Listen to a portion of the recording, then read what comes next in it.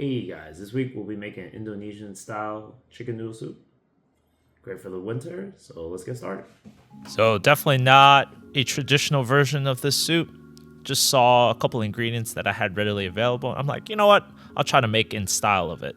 So really, all we're doing is cutting up our aromatics. In this case, some onions. I got some grated ginger, garlic, and lemongrass that's frozen and I got in a block. Now, one thing I'm going to do is I'm going to sear my chicken breasts until they're brown on both sides to develop some fond. Finish that off in the air fryer. And then we're going to saute our vegetables. In this case, our onions.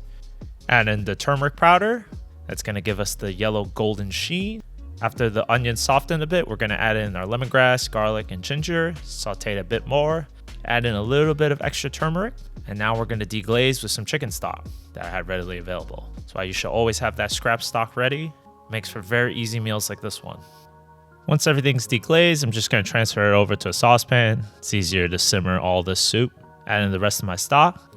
Add in a little bit of coriander and let this simmer for a bit. After a bit, we're going to add in some coconut cream or milk. I had some leftover ones that I froze. I'm going to add in the ice cubes and slowly melt this to incorporate it into the soup. Finish it off with some lime zest, and we're going to top it off with lime later on. Meanwhile, I'm going to cook some veggies, blanch some bok choy, boil your rice noodles, and now time to assemble our noodle soup.